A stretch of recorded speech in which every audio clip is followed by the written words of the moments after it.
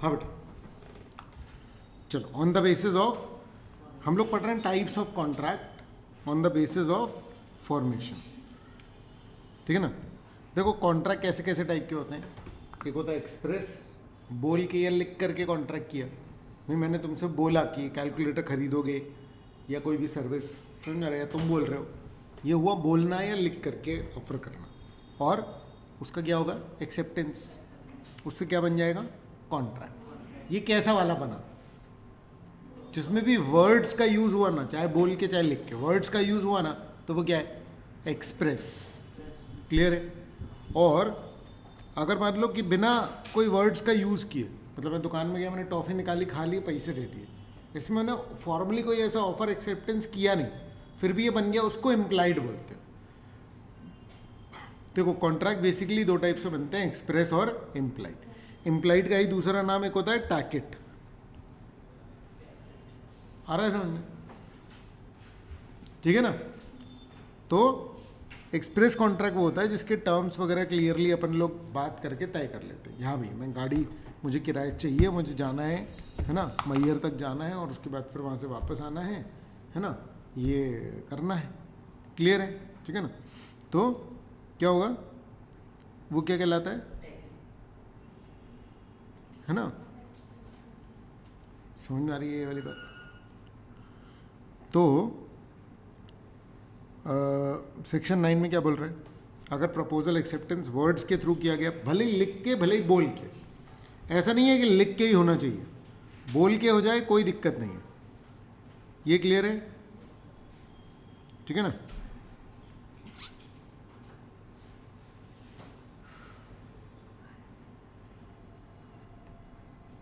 Features, all terms are explicitly communicated between the parties, common in written agreements, verbal agreements। बोल के लिख के जो अग्रीमेंट्स होते हैं उनमें वो एक्सप्रेस ही होते हैं। ए ने बी को फ़ोन पे बोला कि भैया मेरा घर खरीदोगे 20 लाख में, बी ने बोला हाँ खरीद लेंगे, तो ये वर्ड्स है, ये एक्सप्रेस कॉन्ट्रैक्ट, ठीक है। आमतौर पर सारे कॉन्ट्रैक्ट्स कौन से होते हैं, एक्सप्रेस। क्लियर है। फिर इम्प्लाइड, इम्प्लाइड ना इम्प्लीकेशन से आता है, कंडक्ट से आता है, एक्शंस और कंडक्ट, और from their course of dealing, ठीक है ना। व्हेन अ प्रपोजल और acceptance is made otherwise than in words, the promise is said to be implied.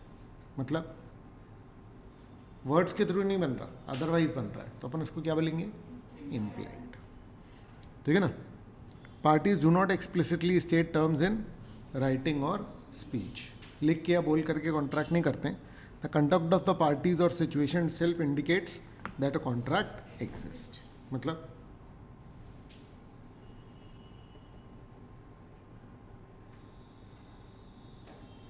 Conduct से ही पता चल रहा है कि एक बंदा ऑफर कर रहा है। इसमें एग्जांपल्स भी हैं, देखो एक तुम प्लेटफॉर्म पे, एक कूली आया, उसने तुम्हारा सामान उठाया, चलने लगा, ये क्या हुआ,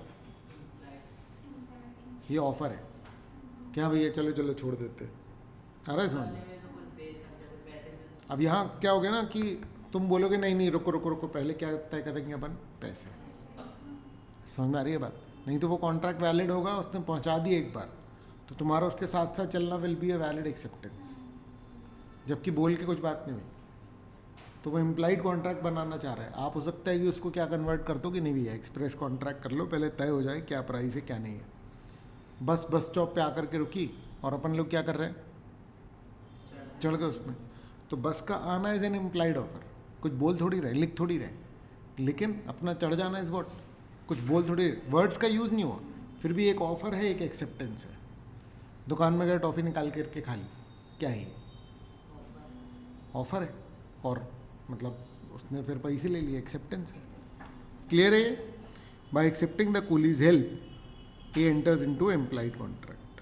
तुम रेस्टोरेंट में गए, कुछ ऑर्डर करके खा लिया तुमने, तो अब पैसे देने पड़ेंगे। आ रहा है समझ में।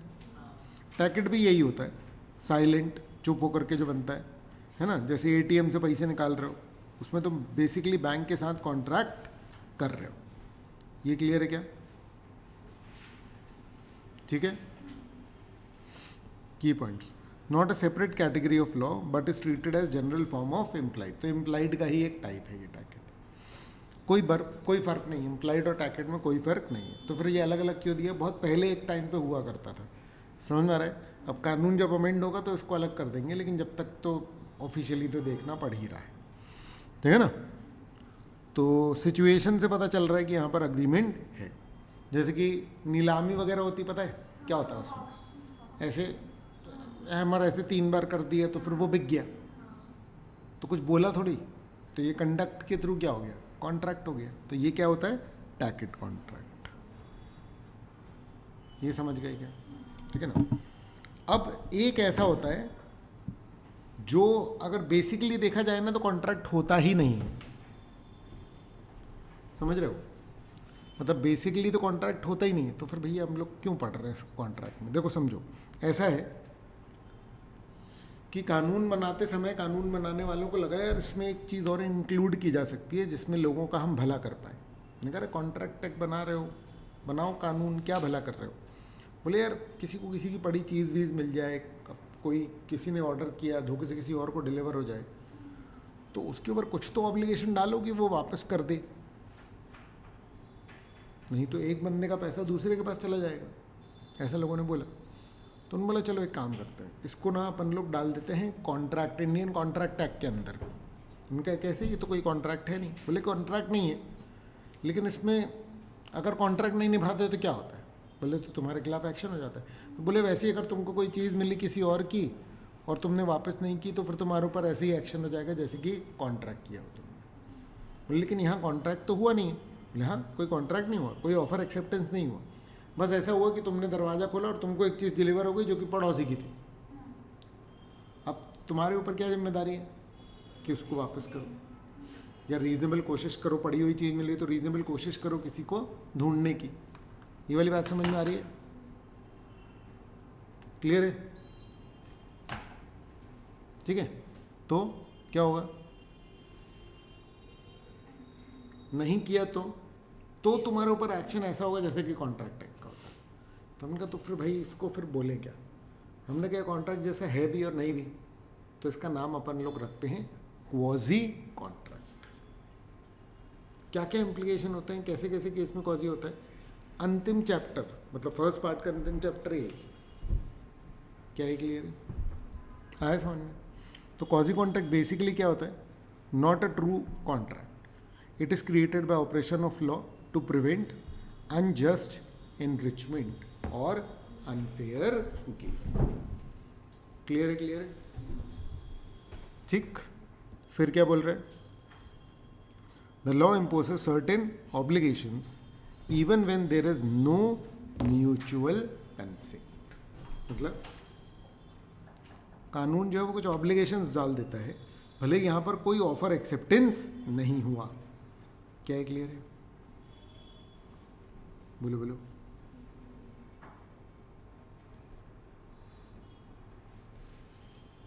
बोलो बोलो। ठीक है ना? की फीचर्स, नो रियल ऑफर और एक्सेप्टेंस, मतलब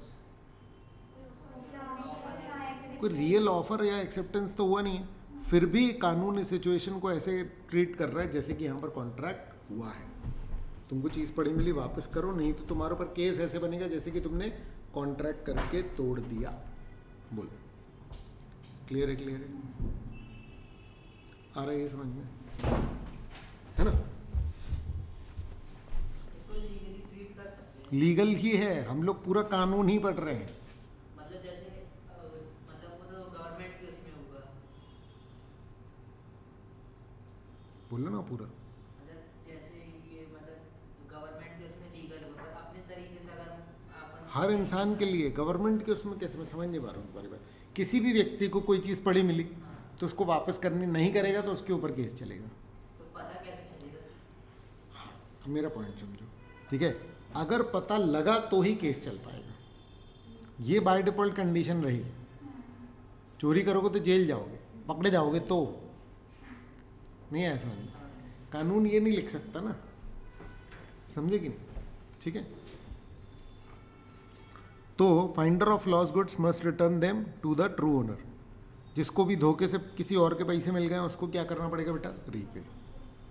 There is no actual contract between the parties, but the law creates rights and obligations to avoid unjust enrichment. Clear है? अनजस्ट एनरिचमेंट एक लैटिन फ्रेज है जो कि यूज होता है नॉर्मली. क्लियर है? ठीक है ना. तो टी एक दुकानदार है, उसने धोखे से गुड्स सी के घर में छोड़ दिए. सी उन गुड्स को अपना ट्रीट करके यूज भी कर लिया. अब सी को क्या करना पड़ेगा बेटा? पैसे पे करने पड़ेंगे. किस चीज के तहत? कॉजी कॉन्ट्रैक्ट. बोलो बेटा, क्लियर है? उसके अलावा और कैसे होता है? ई कॉन्ट्रैक्ट. देखो, ई कॉन्ट्रैक्ट कोई ऐसा अलग सा विंग नहीं है, ठीक है ना. नॉर्मल कॉन्ट्रैक्ट जो कि इलेक्ट्रॉनिक वे में होंगे वो कौन से कहलाएंगे? ई कॉन्ट्रैक्ट्स. आ रहा है समझ में? जो भी इलेक्ट्रॉनिक वे में होगा वो क्या कहलाएगा? मतलब आप अमेजोन पे ऑर्डर करते हो, फ्लिपकार्ट पे ऑर्डर करते हो, ऑनलाइन कोई भी चीज़ मंगा रहे हो, that will be known as e contract. Clear है? ठीक है बेटा. तो e contracts are formed when two और more parties use electronic means. देखो, इसमें भी ऑफर एक्सेप्टेंस होता है. आपने कभी ऑर्डर करके देखा है? एकदम एंड में जाकर के बोलता है प्रोसीड टू बाय, फाइनल बताओ. आप चूज करते हो, या तो डिस्क्रिप्शन देख रहे हो, फाइनल वो पूछ रहा है. ये क्लियर है ना बेटा? तो क्रिएटेड थ्रू इंटरनेट और electronic network, cyber contract, mouse click contract, EDI contract, ये सब बोलते हैं इसको, इलेक्ट्रॉनिक डेटा इंटरचेंज. लेकिन कुछ ऐसा ऑफिशियल नहीं है इसमें, तुम्हारे यूज़ का भी नहीं. ठीक है ना. ऑनलाइन शॉपिंग वगैरह से, और EDI system in large businesses that process order and payments digitally. Clear है बेटा? हाँ, ठीक है ना. पूरा का पूरा कॉन्ट्रैक्ट. देखो, सिर्फ पेमेंट नहीं, पूरा का पूरा कॉन्ट्रैक्ट की बात चल रही है यहाँ पर. बोलो, क्लियर है?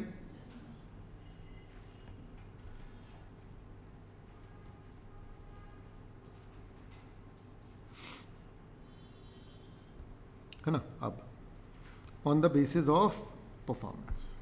देखो, कॉन्ट्रैक्ट में क्या क्या होता है? स्टेप्स. हाँ, ऑफर, एक्सेप्टेंस, मतलब कंसिडरेशन तो ही पहले ऑफर होता है, फिर एक्सेप्टेंस होता है, फिर क्या होता है? वो तो है. स्टेप्स क्या क्या होता है? इंग्रेडिएंट्स तो समझ गया मैं, तुम बता रहे हो. स्टेप्स क्या होता है? सबसे पहले एक बंदा ऑफर करता है, फिर दूसरा एक्सेप्ट करता है, फिर क्या होता है? फिर दोनों पार्टीज, मतलब पहली पार्टी परफॉर्म करती है, फिर दूसरी पार्टी परफॉर्म करती है. मतलब मैंने तुमको ये कैलकुलेटर बेचा, तो मैंने ऑफर किया कि ये खरीदोगे 300 रुपये में. तुमने बोला हाँ. फर्स्ट स्टेप मैंने किया ऑफर, सेकंड स्टेप तुमने किया एक्सेप्ट, तीसरे स्टेप में हो सकता है मैं कैलकुलेटर दूँ, चौथे स्टेप में तुम क्या करोगे? पैसे दो. जब ये सिर्फ बना कॉन्ट्रैक्ट, जब मैंने बोला ये कैलकुलेटर खरीदोगे, तब ये क्या है? ऑफर. तब कोई कॉन्ट्रैक्ट है क्या? नहीं. द मोमेंट तुमने एक्सेप्टेंस दी, ये क्या बन गया? एक कॉन्ट्रैक्ट. अब ये कॉन्ट्रैक्ट तो बन गया बेटा, लेकिन अब क्या हो रहा है? ये कॉन्ट्रैक्ट तो बन गया, ध्यान से समझना. अब इसके बाद क्या होगा? इसके बाद परफॉर्मेंस होगा. इस स्टेज पे ये अभी अनपरफॉर्म्ड कॉन्ट्रैक्ट है. कॉन्ट्रैक्ट है जो कि अभी परफॉर्म हुआ नहीं है, जिसका परफॉर्मेंस अभी एग्जीक्यूट होना है. इसका मतलब कि ये कॉन्ट्रैक्ट जो है वो क्या कहलाएगा? एग्जीक्यूटरी. क्या कहलाएगा? एग्जीक्यूटरी.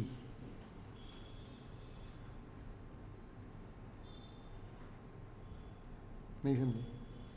क्या कहलाएगा ये? Executory contract. ठीक ठीक ठीक. तो एग्जीक्यूटरी का मतलब क्या हुआ? जिसके दोनों पार्ट अभी होने. अच्छा, एक ने कर दिया परफॉर्म, एक ने नहीं किया, तो भी एग्जीक्यूटरी. दोनों ने परफॉर्म कर दिया तो क्या कहलाएगा?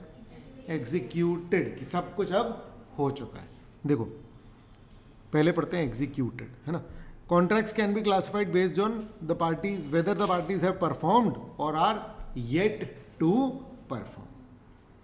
Executed का मतलब a contract is executed when both parties have completely performed their respective obligations. The consideration here is an act or forbearance that has already been done. मतलब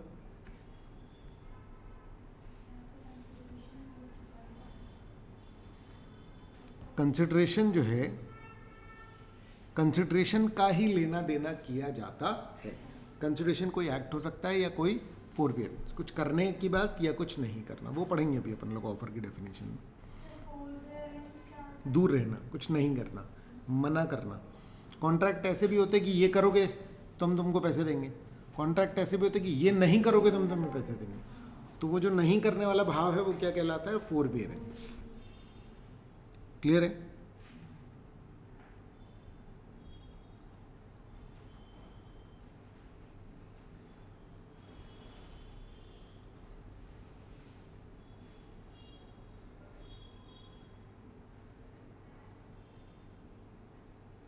ठीक है बेटा।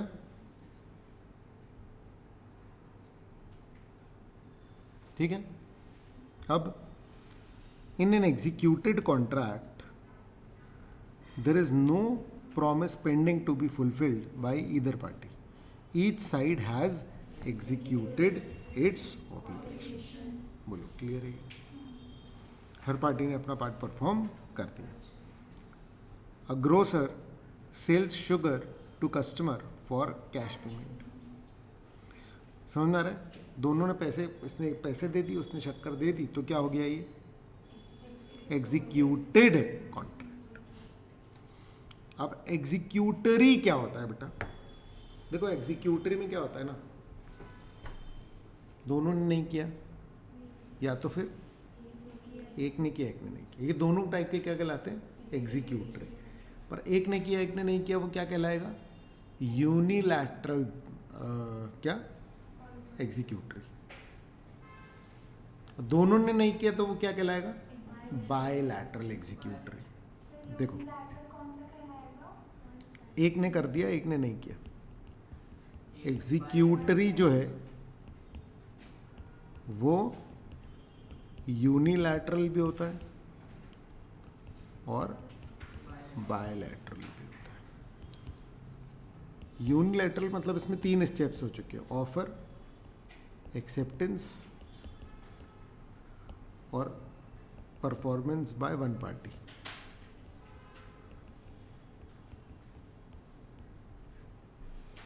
बायलैटरल में क्या होगा? Offer, acceptance.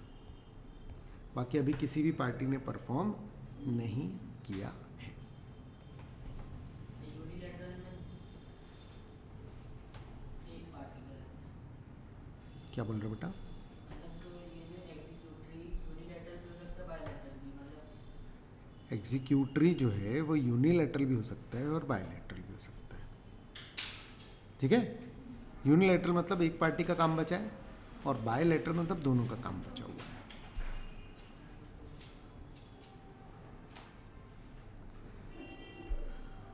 ठीक, तो एग्जीक्यूटरी किसको बोलते हैं?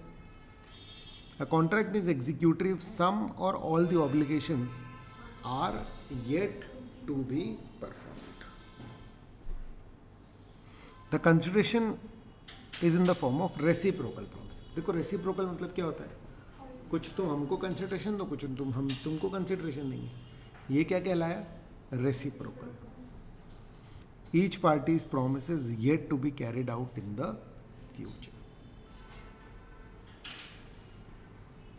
ठीक है?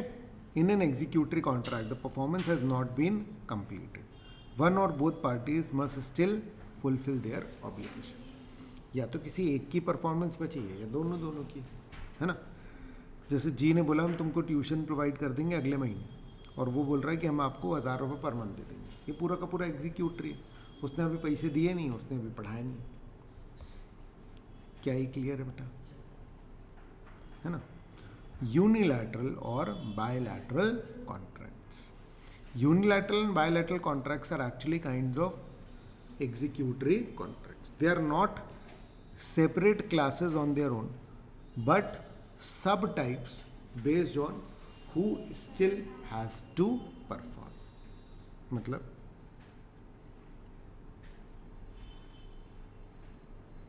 एक ने अपना परफॉर्मेंस कर दिया है कॉन्ट्रैक्ट और एक का भी बचा।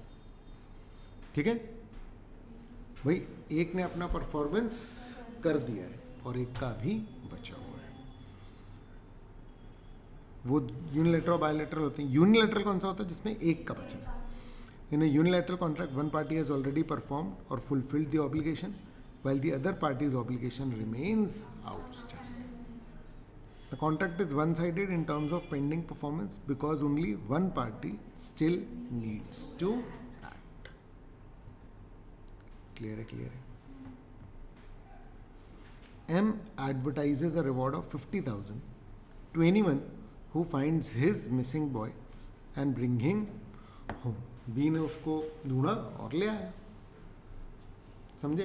एम ने एडवर्टाइज किया कि जो मेरे बच्चे को ढूंढ के लाएगा मैं उसको 50,000 रुपये दूंगा.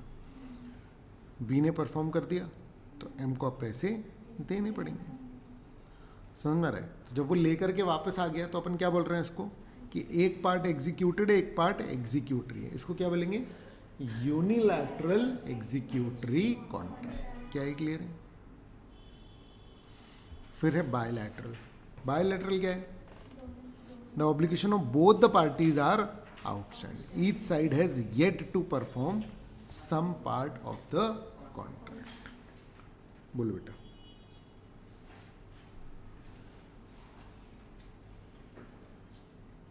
क्या है? क्लियर है ना? फिर क्या है?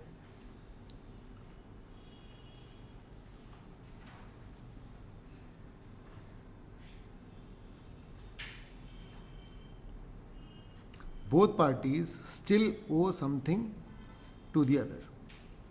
वो क्या होगा? Bilateral executory. जैसे कि ए जो है वो बोल रहा है मैं 10 लाख में तुम्हें अपना प्लॉट बेच दूंगा. बी के पास अभी 2.5 लाख है ना, डिपॉजिट वगैरह के हिसाब से. और वो बोल रहा है अगले महीने में दे दूंगा, अगले संडे में दे दूंगा पैसे. और ए ने प्लॉट दे दिया, बोला कि सेल डीड में तब फुलफिल करूंगा एक बार पूरे पैसे मिल जाएं. फिर तो इन्हें सेल वो बाद में करेगा. बेसिकली तुम समझो कि ज़मीन भी वो बाद में ही देगा. क्लियर है? तो ये क्या कहलाए? Bilateral executory. B must still pay the remaining 7.5. A must still execute the sale deed after receiving the full amount. Clear है? क्लियर है? The contract is executory on both side. This is bilateral executory contract. अब देखो बेटा इसके question answers वगैरह कैसे लिखे जाते हैं. इसको आपको, ये आपके सेल्फ स्टडी के लिए है. समझ में आ रहा है? मेनली कि जो भी कंटेंट हम लोगों ने पढ़ा है उसके क्वेश्चन आंसर कैसे करने हैं. ये इलस्ट्रेटिव है, एग्ज़ाम में इसके और बाहर से भी आ सकते हैं. चांसेस कम ही होते हैं अगर आपने इसके सारे क्वेश्चंस कर लिए हैं. तो हमने इसमें देखो इंस्टीट्यूट अपने मटेरियल को बहुत वैल्यू करता है, तो इसमें हमने वो सारी चीज़ें भी इंक्लूड करी हुई हैं जो इंस्टीट्यूट के मटेरियल में अलग अलग जगह होती हैं. ठीक है ना? रिविजनरी टेस्ट पेपर होते हैं, मॉक टेस्ट पेपर होते हैं, मॉड्यूल होता है, और मतलब एक्चुअल पेपर्स होते हैं, पास पेपर्स. इन सारी चीज़ों को इंक्लूड करके अगर अपन लोग कर लेते हैं सारे क्वेश्चंस, उससे ये बहुत क्लियर हो जाता है कि भाई अब अपना एग्ज़ाम जो है वो निकल ही जाएगा. क्या है? क्लियर है? ठीक है बेटा, है ना? चलो तो देखो कैसे आते हैं question. All contracts are agreement but all agreements are not contracts. आ रहा है समझ में? तो इसका आंसर कैसे करोगे? रीड करो एक बार.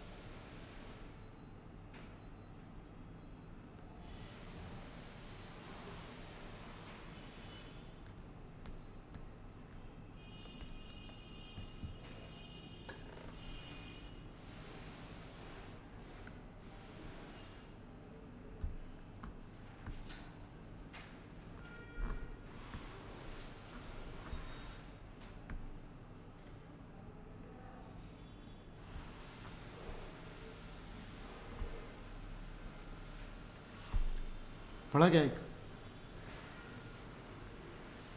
ठीक है, तो क्या इसको याद करना पड़ेगा? देखो आप या तो दो तीन तरीके हैं। एक तो यह है कि भाई बार बार पढ़ो तो इसकी बहुत सारी लैंग्वेज आपकी सेट हो जाएगी। आ रहा है समझ? प्रोविज़न आपको याद रखना ही पड़ेगा, ठीक है। प्रोविज़न एकदम वर्ड टू वर्ड याद रखने की ज़रूरत नहीं होती है, लेकिन क्या होता है जब भी हम अपने शब्दों का यूज़ करते हैं तो उसमें चांसेस इस बात के होते हैं कि मीनिंग बिगड़ जाए। मीनिंग बिगड़ गया तो फिर बेटा बहुत दिक्कत हो जाएगी। आ रहा है ये समझ में? क्लियर है? तो हमको ये ध्यान में रखना पड़ता है कि भाई मीनिंग ना बदले। क्या ये क्लियर है? ठीक है, तो हमको कैसे पता चलेगा कि मीनिंग नहीं बदलेगा? तो आप चेक कराते जाओ तो आपकी लैंग्वेज को मैं वैलिडेट करता जाऊंगा। इसके लिए सबसे ज़रूरी है डेली बेसिस पे तीन चार आंसर्स लिखना। क्या है क्लियर है? ठीक है, अच्छा एक आते हैं डायरेक्ट क्वेश्चन, जैसे ये डायरेक्ट क्वेश्चन है, और एक है केस लॉस। ये देखो, ये जो है ना ये आपका है केस लॉ। तो केस लॉ जब भी होता है ना आपका, तो आप देखो इस तरीके से करते हो कि सबसे पहले प्रोविजन लिखते हो आप, लीगल प्रोविजन। लॉ में क्या लिखा हुआ है? आ रहा है समझ में? रीड करो उसको एक बार।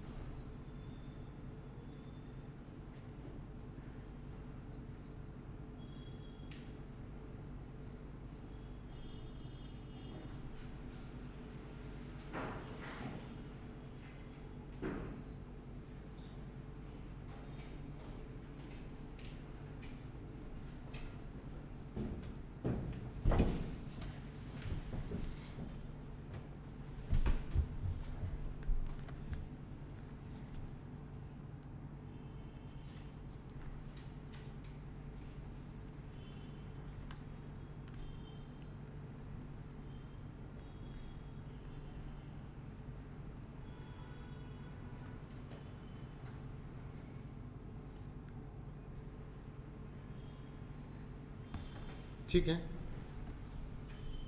आए समझ में? तो बेटा ये सारे के सारे जो है ना, इनमें से थोड़े थोड़े आपको डेली लिख करके ला करके चेक कराने हैं। आ रहा है समझ में? है ना? समझ गए हो? अगर ये क्वेश्चन आंसर्स की प्रैक्टिस आपने कर ली तो आपका पूरा जो है वो प्रिपेयर हो जाएगा। ये नहीं किए तो फिर दिक्कत होगी। ये क्लियर है ना? तो अभी हम लोग चलते हैं किस पर? सेकंड वाले चैप्टर पर नहीं, इसी में जो आगे है टॉपिक, है ना? कौन सा? प्रपोजल। ठीक है, क्लियर है ना? कुछ क्वेश्चंस आगे के टॉपिक के भी हैं तो पढ़ लेंगे, फिर एक साथ कर लेंगे, कोई दिक्कत नहीं है। ठीक है, नहीं है नोट्स में ना? ठीक है, कोई दिक्कत नहीं है। चलो, अब कॉन्ट्रैक्ट बनने की सबसे पहली सीढ़ी क्या है बेटा? ऑफर। आ रहा है समझ में? अगर ऑफर ही वैलिड ना हुआ तो फिर तो आगे बढ़ने का सवाल ही नहीं उठता। अगर ऑफर ही वैलिड नहीं है तो फिर कुछ भी सही नहीं है कि नहीं? तो ध्यान समझना, ठीक है ना? कब होगा ऑफर वैलिड? ऑफर होता क्या है? क्या मैं बोल दूं कि हाँ यार मेरी इच्छा है कि मैं एक दिन एक क्या रोल्स रॉयस खरीदूं, ये ऑफर है क्या? ये इच्छा है। आ रहा है समझ में? है ना?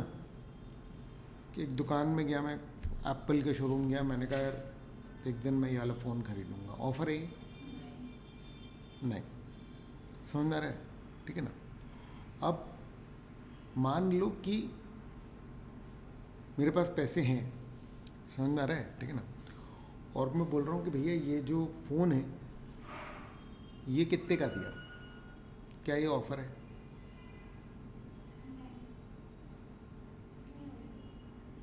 जब तक खरीदेंगे नहीं तो वो ऑफर खरीदना तो फुल कॉन्ट्रैक्ट हो गया ना, मैं तो पहले की सीडी की बात कर रहा हूँ। मैंने उससे बोला कि भैया ये फ़ोन कितने का है, उसने कहा ये 50,000 का है, बताओ ऑफर है कि नहीं? नहीं ऑफर पता क्या होता है? ऑफर है सामने वाला जब बताया सामने वाला, आप कोई भी कर सकता है ऑफर, पर ऑफर को बोलेंगे कब की वो ऑफर है। जो मान लो मैं बोल रहा हूँ कि भैया मेरे को ये खरीदना है 50,000 आपने में, बताओ। लोगे क्या ऐसे टाइप हाँ, आ रहा है समझ में? या तो वो बोल रहा है कि हाँ 50,000 का है, खरीदना है। द मोमेंट आपने हाँ बोल दिया, वहाँ पर क्या बन जाएगा? कॉन्ट्रैक्ट। कॉन्ट्रैक्ट। जब वो ये बोल रहा है, मतलब तुम समझो कि ऐसा वाला सेंटेंस जिसको हाँ बोलने से बस अब कुछ ना बचे और, तो मतलब वो क्या था? ऑफर। ऑफर के साथ ये बात होती है कि भाई मेरे दिमाग में है कि फ़ोन खरीदना है, तो अब मैं सामने वाले से बोलूँगी चलो यार ये वाली ऑब्लिगेशन में एंटर होना है क्या? तो मैं उससे बोल रहा हूँ कि भाई देखो मैं ये फ़ोन खरीदने के लिए तैयार हूँ, क्या तुम बेचने के लिए तैयार हो इतने रुपए में? टर्म्स फर्म्स क्लियर होने चाहिए। मतलब अगर मान लो कि मैं बोल रहा हूँ भैया मेरे को साथ में ईयरफोन्स फ्री दे देना, या तो फिर इसको घर पहुँचा देना, वट मैं 4 दिन बाद डिलीवरी लूँगा, जो भी कंडीशन आपको रखनी है आप रख लो। पर आप सामने वाले पूछ रहे हो कि ठीक है ओके करें, ये क्या हो गया? ये है ऑफर। द मोमेंट उसने ओके किया वो क्या बन जाएगा? कॉन्ट्रैक्ट। क्लियर है? देखो, when one person signifies to another his willingness to do or to abstain from doing anything with a view to obtaining the assent of that other to such act or abstinence. Abstain का मतलब भी वही फोरबियरेंस, दूर रहना। Abstain मतलब दूर रहना, abstinence उसका नाउन है। क्लियर है? ठीक है ना? तो जब एक पर्सन अपनी विलिंगनेस बता रहा है दूसरे को, ठीक है, काहे के लिए? To obtain the assent, he is said to have made a proposal. ध्यान से समझो, मैं अपनी इच्छा बता रहा हूँ कि मैं कॉन्ट्रैक्ट में एंटर करना चाहता हूँ, मेरी तरफ से ये कंसिडरेशन रहेगा, तुम्हारी तरफ से ये कंसिडरेशन रहेगा, with a view to obtain assent. बोलो एग्री कर रहे हो क्या? मतलब it is in the form of a question. समझ में आ रहा है? मैं पूछ रहा हूँ, हाँ यार ये वाली ऑब्लिगेशन मैं चाह रहा हूँ कि अपन दोनों क्रिएट कर लें, बताओ अग्री कर रहे हो क्या? तो इस बेस पे क्या होगा? सामने वाला बताएगा ये क्या है, ऑफर या proposal. The person making the offer is known as offeror और promisor. The person to whom the offer is made is known as the offeree. Upon acceptance, the offeree is called the promisee or the acceptor. आ रहा है समझ में? क्या बोल रहे हैं?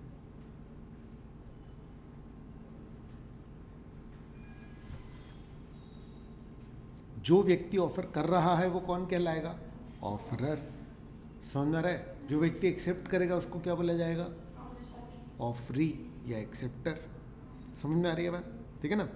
ये तो ऑफर होता है जो एक क्वेश्चन के फॉर्म में होता है, हाँ भाई ये वाला कॉन्ट्रैक्ट एंटर करना चाहते हैं आप, आ रहा है समझ में? तो अगर ऑफर ही वैलिड नहीं होगा तो कॉन्ट्रैक्ट बन ही नहीं सकता। समझ में आ रहा है? कॉन्ट्रैक्ट कब बनेगा? जब मैं किसी को ऑफर दूंगा और वो एक्सेप्ट करेगा। मान लो कोई चीज़ ऑफर ही नहीं है तो फिर उसके एक्सेप्टेंस से भी कोई कॉन्ट्रैक्ट नहीं बनने वाला। देखो कॉन्ट्रैक्ट क्या करता है? लीगल ऑब्लिगेशन क्रिएट कर देता है। एक बार बन गया तो क्या करना पड़ेगा बेटा? निभाना पड़ेगा, दोनों पार्टीज को निभाना पड़ेगा। तो इसके बनने की प्रक्रिया में जो पहला स्टेप है वो क्या है? ऑफर। समझ में आ रहा है कि भाई मैं अपने पूरी इच्छा से एक पर्टिकुलर कॉन्ट्रैक्ट एंटर करना चाहता हूँ, अब मैं कुछ खरीद रहा हूँ, बेच रहा हूँ, वटेवर। समझ में आ रहा है? ठीक है ना? लेकिन हाँ मेरी इच्छा है कि मैं कॉन्ट्रैक्ट में एंटर करूँ। ठीक है ना? तो expression of willingness, the offeror must show a readiness to do और नॉट टू डू समथिंग। आ रहा है समझ में? देखो, A is willing to sell his goods to be at a certain price, this is act of doing. आ रहा है समझ में? तो क्या बोल रहा है? वो कह रहा है मैं तुम्हें अपने गुड्स दे दूंगा इतने इतने पैसे के बदले में। A is willing not to participate in the dance competition if B pays him a certain sum. This is an act of abstinence. मतलब वो कह रहा है मुझसे पैसे ले लो बट डांस कंपटीशन में पार्टिसिपेट मत करना। तो कुछ करने का भी ऑफर हो सकता है, कुछ नहीं करने का भी। अगर कुछ नहीं करने का ऑफर है तो क्या वो वैलिड ऑफर होगा? हाँ, फॉरबियरेंस या एब्सटिनेंस। हाँ, कुछ नहीं करने का अगर ऑफर होगा तो वो वैलिड ऑफर होगा या नहीं होगा? होगा। समझ में आ रहा है? ठीक है ना। कॉन्ट्रैक्ट बनने के लिए ये ज़रूरी नहीं है कि कुछ करना ही हो। मैं अगर किसी को पैसे दे रहा हूँ कुछ नहीं करने के लिए, ये भी एनफोर्सेबल है प्रॉपर, एक कॉन्ट्रैक्ट की तरह। नहीं आया समझ में? देखो भाई, मैं किसी भी व्यक्ति के साथ कॉन्ट्रैक्ट कर रहा हूँ तो क्या कॉन्ट्रैक्ट करना है ये मेरी मर्जी, इलीगल नहीं होना चाहिए। बाकी तो मर्जी है ना। तो अगर मैं किसी को बोल रहा हूँ कि भैया ये मत करो तो मैं तुम्हें पैसे दूंगा, क्या ये एक वैलिड कॉन्ट्रैक्ट की कैटेगरी में आ सकता है? बिल्कुल आ सकता है, कोई दिक्कत की बात नहीं। क्लियर है? क्लियर है, ठीक है ना। Made with a view to obtain assent. The intention behind expressing willingness must be to get the other party's acceptance. A tells B that he desires to marry by the end of 2022.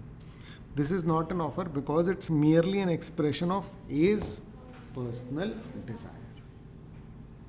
क्या है? Clear है? ठीक है ना। If A further says, "Will you marry me?" it becomes an offer seeking B's acceptance. बोलो।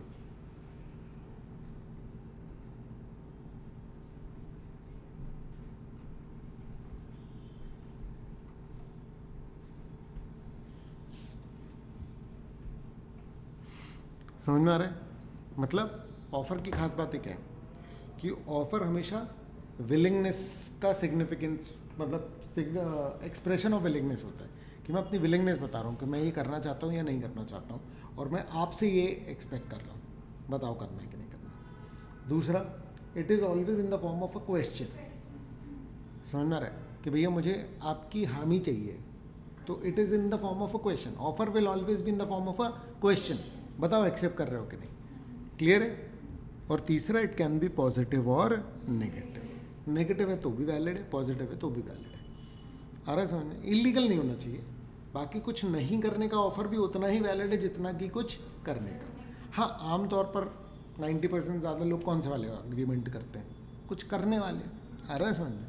नहीं करने वाले बहुत कम होते हैं, बट कम होने से वो इनवैलिड नहीं हो जाते, वो बिल्कुल वैलिड रहते हैं। Doing something equals to positive act, not doing something is negative act. ठीक है ना। A offers to sell his car to be for ₹3 lakhs, ये कुछ करने का कॉन्ट्रैक्ट है। A's car meets an accident with B's scooter. A asks not to go to court and offers to pay repair charges. कह रहा court मत जाओ, तुम रिपेयर चार्जेस दे दो। ये क्या हो गया? कुछ नहीं करो तो मैं तुम्हें ये करता हूँ। ये क्या है? कुछ नहीं करने का। ये भी क्या है? वैलिड है। क्या ये क्लियर है? आ रहा है ये समझ में? है ना? समझ गए? हाँ, suing मतलब कि केस करना। To sue means to file a case. ये नोट कर लो, है ना। टू sue मतलब टू फाइल अ केस।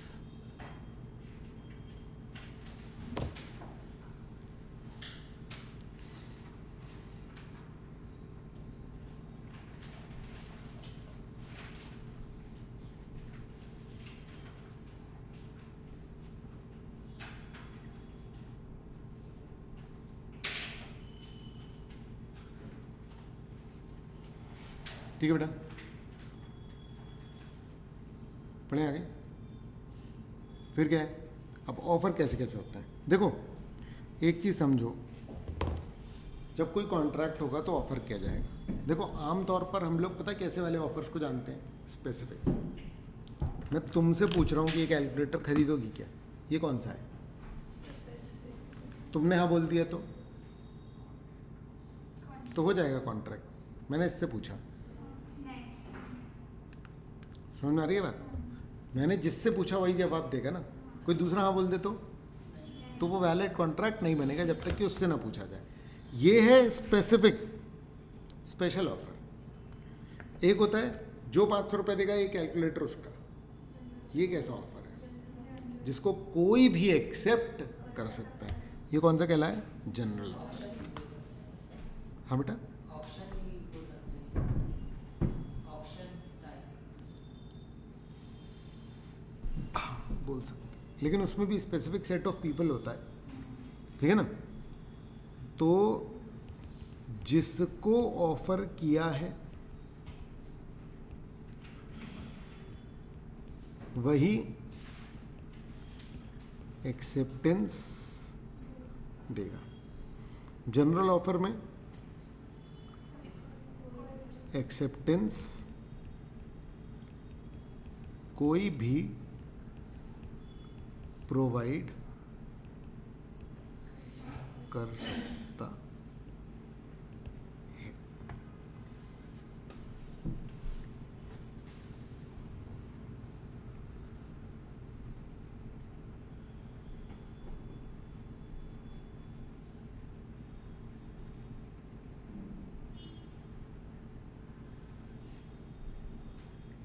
बोलो, है ये क्लियर? है ना। फिर क्या है? क्रॉस ऑफर, है ना। देखो क्रॉस ऑफर पता क्या है, जैसे कई बार ऐसा वो हो जाता है ना, जिंक्स किसको बोलते हैं? क्या? जिंक्स किसको बोलते हैं? जिंक्स हो गया। सेम हो जाता है। हाँ, क्या होता है? जेंस हाँ, कैसे हो जाता है बताओ? पिंच कर देता है। नहीं नहीं, क्या होने पे अपन बोलते हैं जिंक्स? मतलब गलती से सेम हो जाए, मतलब मैंने वही ब्राउन कलर की टी शर्ट पहनी, मेरे बगल वाले ने भी brown। वो तो ठीक है, सेम पेज हो जाता है। हाँ वही मतलब। लेकिन जैसे मान लो कि दोनों सेम बात बोलते हैं, है ना। तो मान लो कि मैं बोल रहा हूँ कि ये कैलकुलेटर खरीदोगे 300 में, और मान लो उसी समय तुम क्या बोल रहे हो? करे ये कैलकुलेटर बेचोगे आप 300 में। खैर ये तो आमने सामने वाला हो गया, ठीक है ना। आप इमेजिन करो कि हम दो लोग एक डिस्टिंक्ट लोकेशन पर हैं, ठीक है। ए जो है वो अपना फ्रिज बेच रहा है 5,000 रुपये में, इसने लेटर लिख करके बी को ऑफर किया है। अभी लेटर इसका रास्ते में है, जिसमें इस लेटर में क्या है? ऑफर। क्या ऑफर है? कि मेरा फ्रिज खरीदोगे क्या 5,000 रुपये में। ये बी है। बी ने भी एक लेटर लिखा है जिसमें कि वो बोल रहा है कि भैया मुझे आपका फ्रिज खरीदना है 5,000 रुपये में, बेचोगे क्या? तो सेम सेम बात हो गई। पर जब तक ये ऑफर यहाँ ना पहुँचे या ये ऑफर यहाँ ना पहुँचे, तब तक ये क्या कहलाएगा? Cross offer.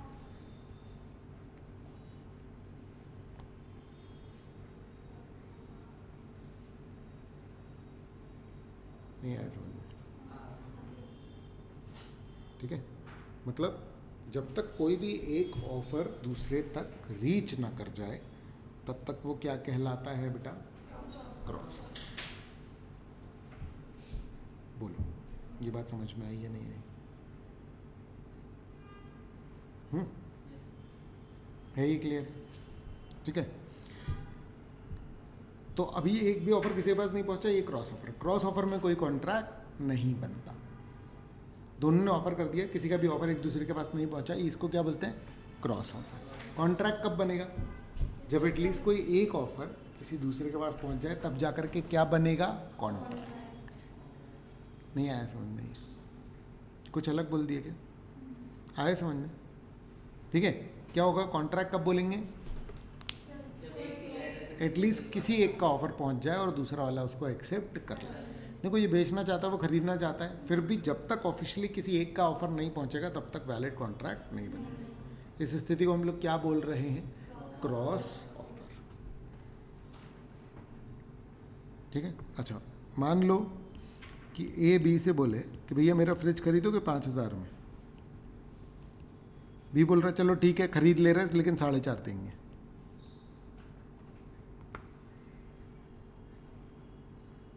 क्या हुआ? ए ने क्या बोला? 5,000 में फ्रिज खरीदो। बी ने कहा हाँ चलो ये लो 4,500 रुपये, एक्सेप्टेड। बताओ कॉन्ट्रैक्ट बना या नहीं बना, जब तक वो एक्सेप्ट नहीं करेगा तब तक नहीं बनेगा। है ना। तो ऑफर तो ए ने किया है, पर बी ने उस ऑफर को एक्सेप्ट करते समय कुछ कंडीशन क्या कर दी, चेंज। अगर एक्सेप्टर एक्सेप्ट करते समय कुछ भी कंडीशन या वो सब चेंज करेगा तो बेटा जानते हो क्या होगा, तो वो बन जाएगा काउंटर ऑफर। क्या बन जाएगा वो, काउंटर ऑफर। नहीं समझे? बेसिकली ओरिजिनल ऑफर लैप्स हो गया, 5,000 वाला ऑफर गया, कूड़े में गया, और अब एक ये नया ऑफर है। इसका मतलब हम अब ये मान रहे हैं कि बी ए को ऑफर कर रहा है, क्या 4,500 में अपना फ्रिज दोगे, और कुछ एग्जिस्ट ही नहीं करता। मतलब पहले जब ए ने पूछा 5,000 में दोगे तो वो ऑफर था, अगर बी हाँ बोल देता तो वो कॉन्ट्रैक्ट बन जाता। बी ने ऐसा नहीं किया, बी ने क्या बोला, बी ने बोला कि लो 4,500 में एक्सेप्ट, तो ये एक्सेप्टेंस नहीं है, ये तो एक नया ऑफर है। तो ऐसा ऑफर जो किसी ऑफर को काट के बने उसको बोलते हैं काउंटर ऑफर। काउंटर ऑफर से क्या होता है, ओरिजिनल ऑफर लैप्स हो जाता है। तो 5,000 वाला ऑफर अब गया। अब मान लो जैसे बी ने बोला 4,500 रुपये, ए ने बोला नहीं, तो ये ऑफर क्या हुआ, रिजेक्ट हो गया। ए कह रहा है चलो ठीक है 5,000। अब क्या ए मना कर सकता है, कर सकता है। तो बी कह रहा है अरे भैया तुमने 5,000 का पहले ऑफर दिया था, मैं तो इसको एक्सेप्ट कर रहा हूँ, तो पर वो ऑफर तो कैंसिल हो चुका है। तुमने 4,500 का किया, वो नया ऑफर था, वो मैंने कैंसिल कर दिया। अब तुम 5,000 का ऑफर कर रहे हो, ये भी एक नया ऑफर है, इसको भी मैं कैंसिल कर रहा हूँ। अब मैं 5,100 में बेचूंगा। नहीं आया समझ में? क्या ये क्लियर है? ठीक है ना? चलो ठीक है। अच्छा, स्टैंडिंग ऑफर कंटेनिंग ऑफर क्या होता है? देखो न्यूज़पेपर आता है घर में, है ना, ये ऐसा ऑफर है जो रोज एक्सेप्ट हो रहा है। तो ये ऐसा कंटिन्यूइंग ऑफर जो रोज के रोज क्या हो रहा है, एक्सेप्ट।